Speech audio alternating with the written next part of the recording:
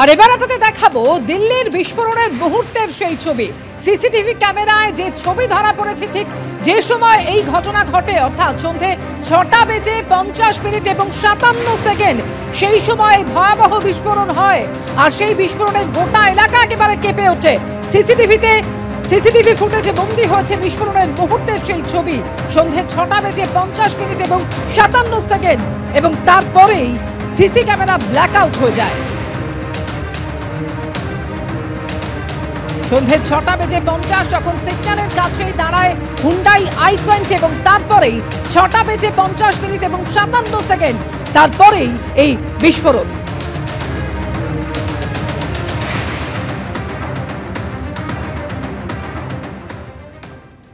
গত সোমবার যেদিন নয়াদিল্লিতে এই ভয়াবহ বিস্ফোরণ হয়, সেদিন সকালেই আপনারা দেখেছিলেন যে ফরিদাবাদ থেকে 3 চিকিৎসক সহ 8 জনকে বিপুল অস্ত্র সহ গ্রেপ্তার করা হয় এবং বিস্ফোরকও বাজেয়াপ্ত করা হয়েছিল।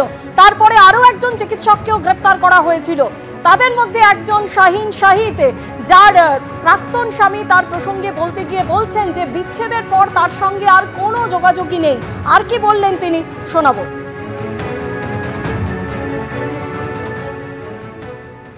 2012-13 में मेरा डिवोर्स हो गया। उसका मेरा कोई उनका कनेक्शन नहीं रहा, कोई भी रिलेशनशिप नहीं रहा। ना मुझे ये पता था कि वो है कहाँ पे।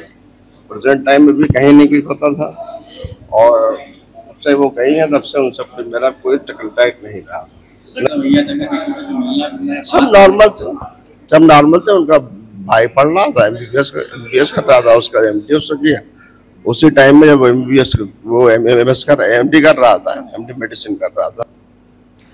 শাহিনের প্রাক্তন স্বামীর বক্তব্য আপনারা শুনছিলেন। এবারে শাহিন শাহিদের ভাইয়ের বক্তব্য আপনাদের শোনাবো, যিনি বলছেন বিশ্বাসই হচ্ছে না শাহিন এই কাজ করেছে, আমাদের 4 বছর যোগাযোগ নেই। আর কি বলছেন তিনি, দেখুন। डॉक्टर परवेज आपके भाई हैं, शाहिन आपकी बहन है, इनके बारे में जो खुलासे हो रहे हैं, जैसे पूछताछ करिए, क्या कहेंगे? यकीन तो नहीं हो रहा। क्यों? क्योंकि मैं भाई बहन हमारे ऐसे इस लाइन के हैं। अच्छा, अपने बहन के विषय में जरा बताइए, उनके व्यवहार के विषय में तमाम बातें दी आ रही हैं। अस्पताल, कानपुर के अस्पताल में भी छोड़ दी। जरा उनके इतिहास और उनके खाने के विषय में बताइए, कैसी थी जरा उनके बारे में बताइए। बचपन के विषय में उनके व्यवहार। बचपन बहुत सही, पढ़ने लिखने में बहुत सही। आखिरी बार कब बात हुई थी शाहिन से आपकी? आखिरी बार हमारी बात हुई हमारी करीब 4 साल ताल्लुक नहीं है कोई शाहिन से। ऐसा क्यों हुआ? बहन है आपकी, ताल्लुक नहीं है?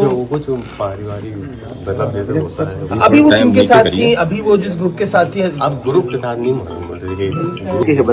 बहन से जो बात जो मतलब वही बता रहा हूँ ना जी, 4 साल से जो मतलब संपर्क में था, उसके बाद ये 4 साल के बाद जो मैं संपर्क में नहीं। আর এবার আপনাদের শোনাবো দিল্লি বিস্ফোরণের ঘটনার প্রসঙ্গে কেন্দ্রীয় স্বরাষ্ট্রমন্ত্রীকে আক্রমণ করেছেন তৃণমূল সাংসদ কল্যাণ বন্দ্যোপাধ্যায়। কি বলেছেন তিনি শোনাবো, একই সঙ্গে শোনাবো সুকান্ত মজুমদার কি বলেছেন। ভারতবর্ষ চায় একটা সর্বসময়ের একটা হোম মিনিস্টারের জন্য, ভারতবর্ষ সেভ করার জন্য। অমিত শাহ বারবার প্রমাণ করেছে এটা তার দ্বারা হচ্ছে না। Amit Shah is busy for doing his political work. 2 মাস অন্তর ইলেকশন হয়, ইলেকশনে শুধু ঘুরে বেড়ায়। টাইম কোথায় home minister? He is a part time home minister. একটা পার্ট টাইম হোম মিনিস্টার এখানে রেখে দেওয়া হয়েছে। ও হরিয়ানাতে যখন যাচ্ছে বলছে हम इधर मकान करके रहेंगे, इधर आप लोग का पास हम रहेंगे इधर। अब जब महाराष्ट्र जाच्छे, महाराष्ट्र बोले हम मकान करके इधर रहेंगे। अब जब बिहार जाच्छे, बिहार के बोले अरे भैया हम तो आपका घर का आदमी है, मेरा मकान भी इधर है, हम तो आपके साथ खाना खाते हैं। अब बेंगले आसे आगे बोलছে बंगाली भय আমার, আমি তো একটা বাংলাতে ঘর করব।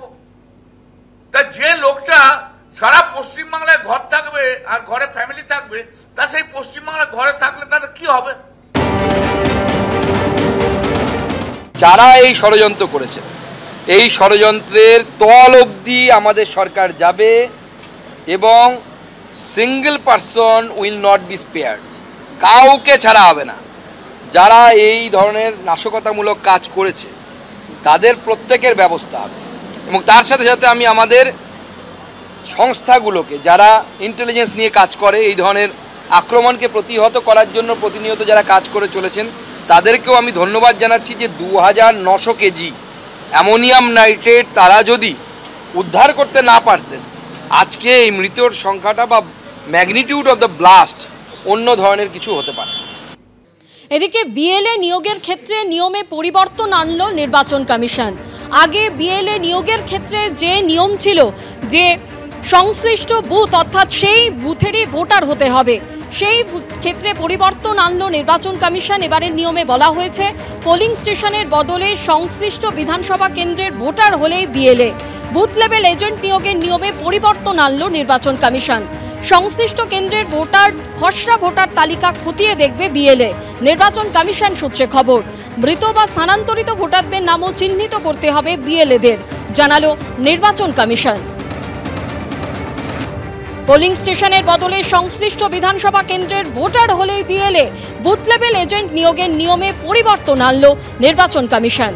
আগের নিয়মে বিএলএকে সেই বুথেরই ভোটার হতে হবে, সেই নিয়মে পরিবর্তন আনলো কমিশন।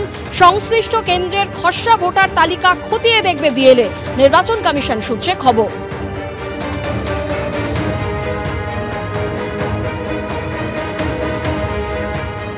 যেহেতু বিজেপি তাদের সেই পার্টিকুলার বুথ থেকে কোনো তাদের বিএলএ দিতে পারছে না, অধিকাংশ 75%, তাই ইলেকশন কমিশন বিজেপিকে খুশি করার জন্য বিজেপির ফেভারে একটা অর্ডার পাস করেছে। সেটাতে বলেছে যে শুধু যে পার্টে ইলেকট্রাল রোলটা হচ্ছে, মানে যে বুথে হচ্ছে সেই বুথ না, পাশের বুথ বা অন্য কোনো বুথ থেকে আনতে পারে, বাট উইদিন দ্যাট অ্যাসেম্বলি। আমরা যে বারবার বলে আসছি যে ইলেকশন কমিশন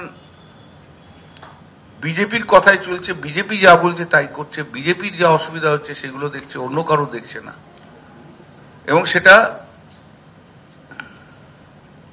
আজকে প্রমাণিত। ইনসিডেন্টালি যেটা হচ্ছে, যে মুহূর্তে সার্কুলারটা হলো না, তার within 2 or 3 minutes Suvendu Adhikari x হ্যান্ডেলে পোস্ট করে আউট ওয়েলকাম করবে। তার মানে এটা আগে সেট করা ছিল। কেন পারবে না সেটা তৃণমূলকে যুক্তি দিয়ে বোঝাতে বলুন। কেন সেই বিধানসভার বাসিন্দা বিএলএ 2 হতে পারবে না অন্য বুথে? যুক্তি কি? বিজেপিকে সুবিধে করে দেওয়ার জন্য, কার অসুবিধে করে দেওয়ার জন্য, সেটা পরে আসবে। আপনাকে তো কোনো লজিক দিতে হবে।